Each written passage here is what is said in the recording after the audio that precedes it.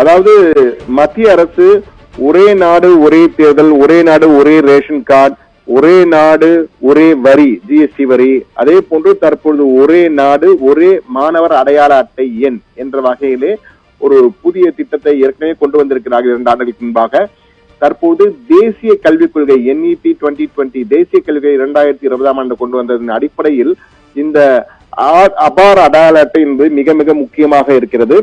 அபார் என்றால் automated permanent academic account registry, automated permanent academic account registry என்ற வகையிலே இருக்கிறது. இது அந்த அபார் அட்டை என்பது மாணவர்களுடைய அனைத்து தகவல்களும் ஒரே இடத்தில் தெரிந்து கொள்வதற்காக மிக முக்கியமாக இந்த அபார் அட்டையை பயன்படுத்த வேண்டி இருக்கிறது.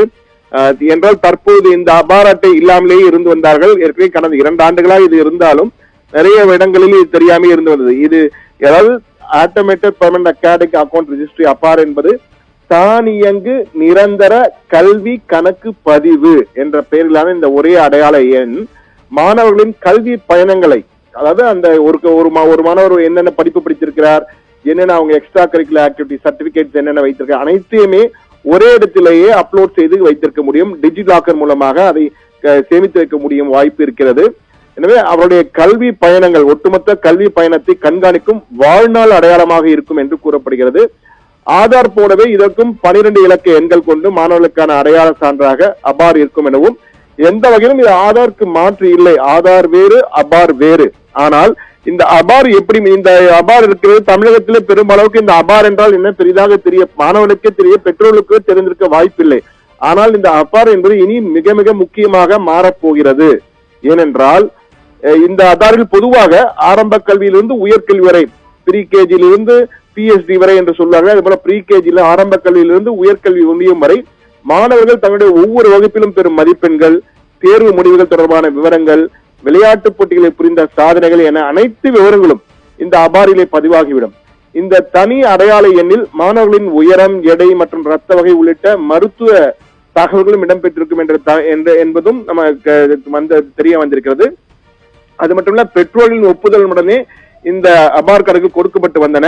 ஆனால் இப்போது எப்படி முக்கியத்துவம் பெறுகிறது என்றால், நீட் எக்ஸாம், அதாவது வருகின்ற 2025ஆம் ஆண்டு இந்த நீட் தேர்வு எழுதுவோம் அனைத்து மாணவர்களும் இந்த அபார் எண்ணையும் சேர்த்து பதிவு செய்ய வேண்டும். ஆதார் எண்ணை கொடுப்பார்கள்.